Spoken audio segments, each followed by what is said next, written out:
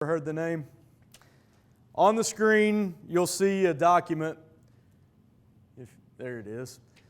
You'll see a document that contains his name and his signature. This is a picture of the incorporation documents for Apple Computers dated April 1st, 1976. The three names are Steve Wozniak, Steve Jobs, and Ronald Wayne. Most of you probably heard of Steve Jobs. He was the iconic founder of Apple Computers who died of pancreatic cancer in 2011. Many would know the name Steve Wozniak. He was the engineering genius who also founded Apple Computers. But did you realize that there was a third founder? Most people don't. I didn't until recently. Ronald Wayne was the third founding member of Apple Computers. And according to those incorporation documents, he owned a 10% stake in the company. So what happened? Why don't we know the name Ronald Wayne? What happened to his 10% share? Well, after Apple began, Wayne grew concerned that any debts incurred by the business would ultimately fall back to him. Both Jobs and Wozniak were 20 years younger than him. They were both broke. He was the only one that had a house and other assets, so he was afraid that if something happened with the company, everything would fall onto him personally. So after spending a mere 12 days with Wozniak and Jobs, there was another document that was written that dissolved Wayne of his 10% stake in Apple. So he was there for 12 days. He sold his 10% stake back for $800. Today, a 10% stake in Apple Computer would be worth more than $100 billion with a B, $100 billion. That's what you might call a missed opportunity, right? This guy was close. He held in his hands 10% of a company that, as of earlier this year, is valued somewhere around $1 trillion. It is the most profitable company in the world at this time. And he sold it for $800. Our lake story for this morning is a story about a missed opportunity. Today, our Summer at the Lake series takes us back to John 6, where we were at last week. It's right after the feeding of the 5,000 that John described in the opening verses of chapter 6. Today we're going to look at the rest of the story, what happened after the events that happened immediately following, the feeding of the 5,000. Let's begin with just a little bit of a rewind as to what we talked about last week to give us an idea of where we're at. On the screen, you'll see a map of the Sea of Galilee again. More than likely, Jesus and His disciples were in Capernaum. They're on the left of the sea, upper left, and more than likely they sailed over to the area near Bethsaida to get away from the growing demands and the growing crowd. There was more population in Capernaum, and Bethsaida was kind of the country. So there's less population, place to get away, to rest and relax. But however, if you recall, the crowd didn't necessarily let Jesus just get away that easily. So they walked around the shore of the lake to find where He was going. And when He saw them coming toward Him, He had compassion on them because He knew that they were hungry. Now, we normally call the story the feeding of the 5,000, but we also said last week that was only men. We don't know how many women and children were with Him. Only men were recorded at that time. So there could have been anywhere from 15 to 20,000 people that Jesus fed with 5 loaves and 2 fish. I mean, 5,000 is incredible enough, but when you look at it with 15 to 20,000, with 5 barley loaves and 2 fish. Again, we come up to a missed opportunity here. This massive crowd was so close, they held the bread in their hands, but they missed their opportunity to have so much more than just a belly full of bread. They missed an opportunity to have the bread of life. And that's where we'll pick up in our story of the missed opportunity. We'll look at the way the crowd responds after Jesus fed them. So we'll start our day at John 6, 14 through 15. It says, when the people saw the sign he had done, they said, this truly is the prophet who is to come into the world. Therefore, when Jesus realized that they were about to come and take him by force to make him king, he withdrew again to the mountain by himself. That makes sense. I mean, the people saw Jesus' power. They wanted him to lead them. They had the wrong idea of what the Messiah was supposed to be. They were looking for a military leader that was going to rise to power and put Israel back into possession of the land and overthrow the Romans. And they're thinking he can do everything that we need our king to do, and this is the perfect time to put a crown on his head. And if you read some of the other gospel accounts of this story, the disciples fell into this thinking as well. If you look at the story in Mark wrote in the Greek the term where Jesus put them into the boat to send them across the lake. The Greek literally means that he had to throw his disciples into the boat. They were getting so caught up in this to make Jesus an earthly king. That you would think that Jesus might say, that's great, that's awesome, I want to be. These people were looking for a leader, I'm looking for followers. It's a perfect match. But that's not Jesus' reaction. In fact, instead, Jesus removes himself from the crowd. He told the disciples to get back in the boat and head across the lake to Capernaum, and he would catch up with them later. And then he goes up the mountain by himself. And again, in other passages, it almost like he had to force the disciples out. Picking back up in John 6, 16 through 21, it says, when evening came, the disciples went down to the sea. They got into the boat, started across the sea to Capernaum. Darkness had already set in, but Jesus had not yet come to them. A high wind arose, and the sea began to churn. After they had rowed about 3 or 4 miles, they saw Jesus walking on the sea. He was coming near the boat, and they were afraid. But he said to them, it is I, don't be afraid. Then they were willing to take him on board, and at once the boat was at the shore where they were heading. I'm sure that the story of Jesus walking on water is one that you're pretty familiar with. It's one of the more familiar stories about Jesus. It's a story that's told not only in John's Gospel, but also in Matthew and Mark. One of the things that really stood out to me as I prepared for this is that John tells a really compressed version of the story. He doesn't give a lot of details of it. Matthew and Mark both add details. John tells the story of Jesus walking on water in a mere 5 verses. There's not a lot of information, not a lot of details. He leaves a lot of the things out that Matthew and Mark include. In Matthew's Gospel and Mark's Gospel, there are details about the disciples in the boat trying to row against the storm. We found out that it was in the 4th watch, which is sometime between 3 a.m. and 6 a.m., that Jesus walks on the water to meet them. And it seems as if he was going to actually pass them by, but he stopped to help them. In Matthew's Gospel, we get a little detail that Peter actually walked on water himself until he lost focus on Jesus and started to sink. So many of the amazing details that we have about this story come from Matthew and Mark's Gospel instead of John's. He could have supplied those details. He was in the boat. He was there. He could have given us all of those details himself. So the question is why? Why wouldn't he include those? Why does John give such a shortened version of a pretty incredible story?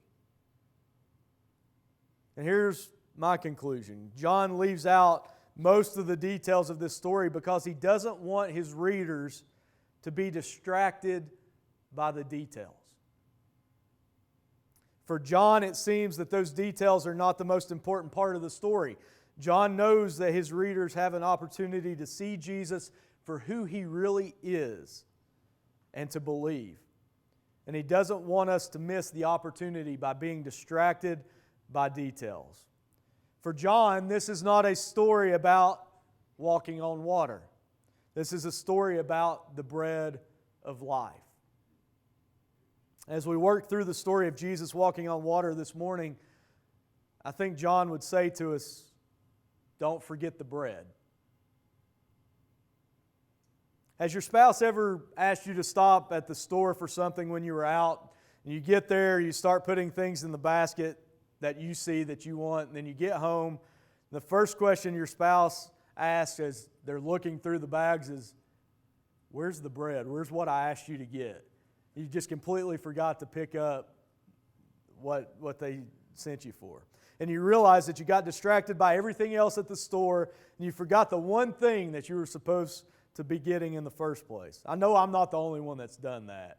Come on. I know I'm not. In fact, I'll take it even a step further. Just a few days ago, Kelly had told me that she needed some bananas before I left to play golf last Saturday morning. And I was like, okay, well, I'll stop at the store on the way back into town. You know when I remembered that? Sunday evening after the grocery store was closed already. So it was Monday before I was able to get her bananas because she forgot to remind me when I got home, and then neither one of us thought about it on Sunday. I recently read a story about this idea, though. It says, and maybe some of you can relate to this.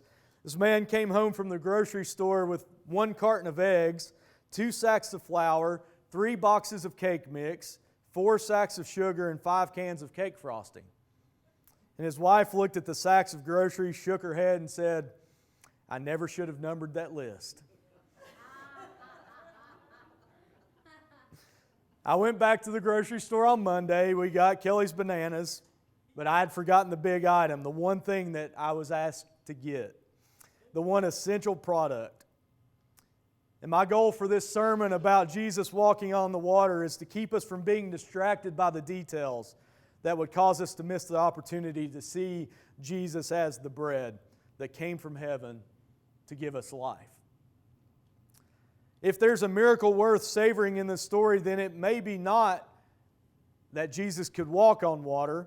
After all, if Jesus is God, then His ability to walk on water is no more surprising than your and my ability to walk up a flight of steps. And the miracle is not that Peter managed to do the same thing for a moment or two.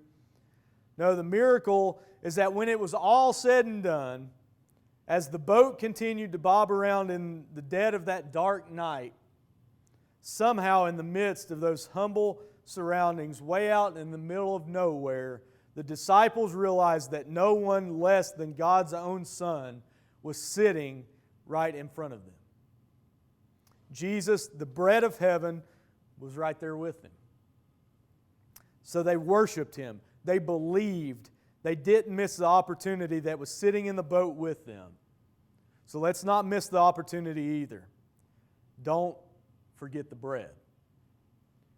The crowd certainly hadn't forgotten the bread, at least not in the physical sense that Jesus had provided for them. So let's continue our story of their missed opportunity. John 6, 22 through 24. It says, the next day the crowd that had stayed on the other side of the sea saw there had been only one boat. They also saw that Jesus had not boarded the boat with His disciples, but that His disciples had gone off alone.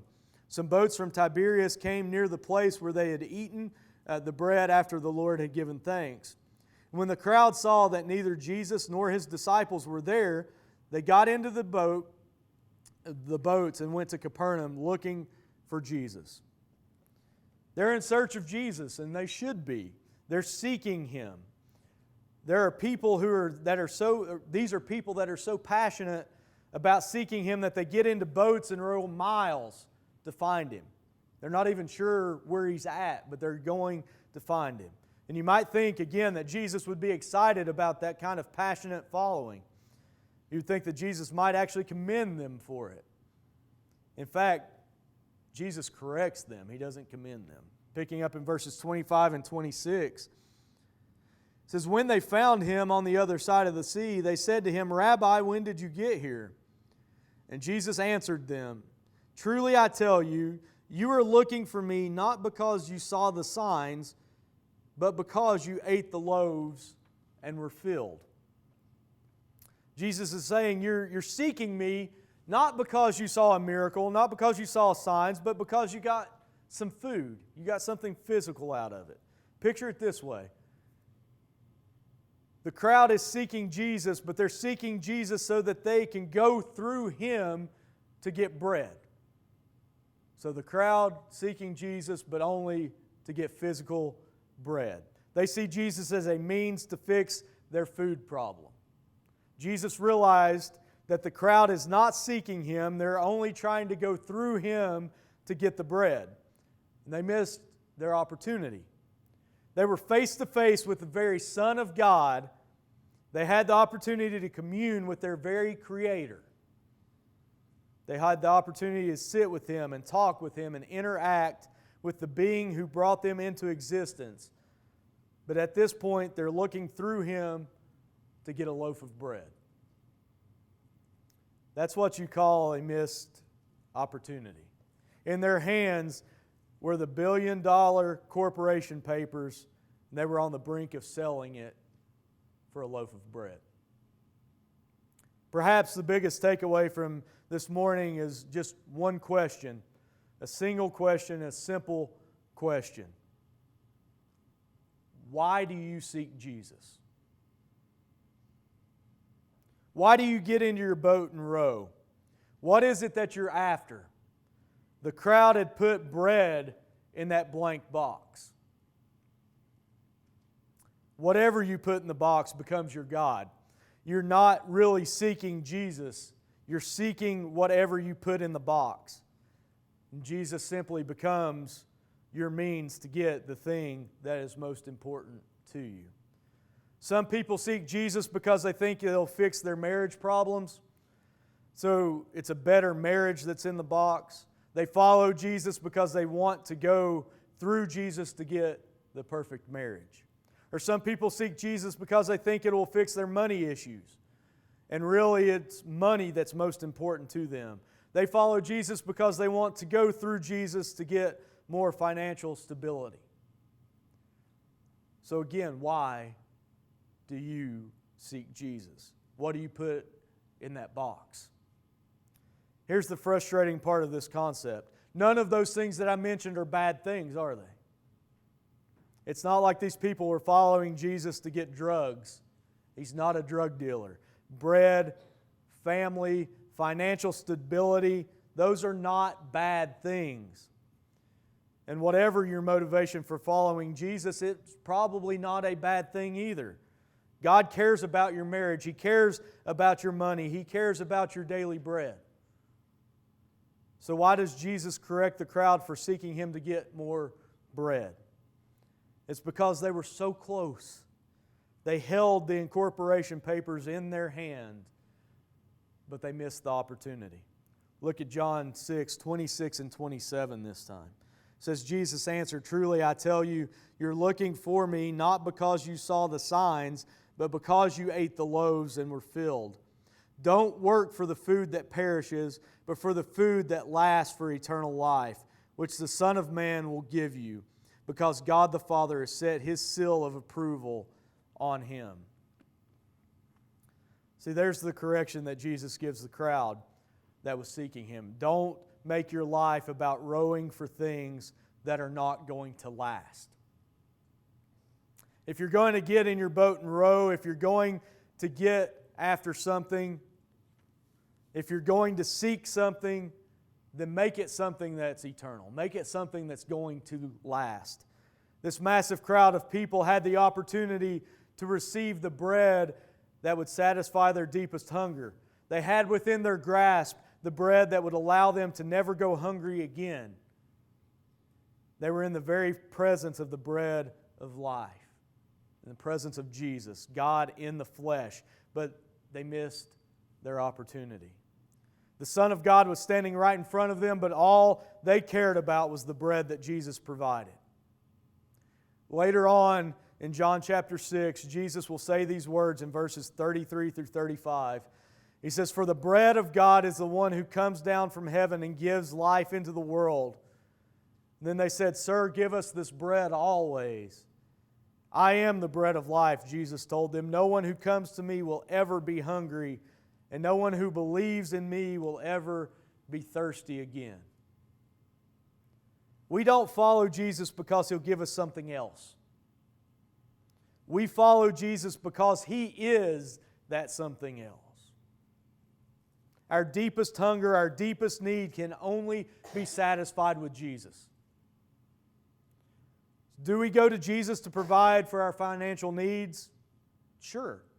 Do we go to Jesus to help fix our marriage if there's a problem? Absolutely. Do we go to Jesus for our physical needs? Yes. But let's not forget that the most important opportunity that we have is to go to Jesus for a relationship. Is it that Jesus that you want? Is it Jesus that you want? Or do you only want the things that Jesus can provide? If Jesus doesn't fix your marriage, or if He doesn't give you financial stability, if He doesn't give you more bread, will you still pursue Jesus? Will you still get in your boat and row after Him? Ronald Wayne missed his opportunity to own a share of Apple. But in the grand scheme of things, his miss really was insignificant. Steve Jobs held on to his shares, and on August 10th, 2011, Apple surpassed Exxon for the first time and became the most valuable company on the planet. 2 months after that, Steve Jobs died and had to give it all up. Ronald Wayne right now has more money than Steve Jobs because you don't get to take it with you. Right now, you and I have the opportunity to pursue something, to row toward something that will last. We have the opportunity to feast on something that is eternal. We have the opportunity to be in a relationship with the bread of life Himself. Let's not miss our opportunity. If you have any decision to make this morning, if you haven't entered into that relationship with Him to begin with, or if you need to renew that relationship, now's the time to do so as we stand and sing, "There's power in the blood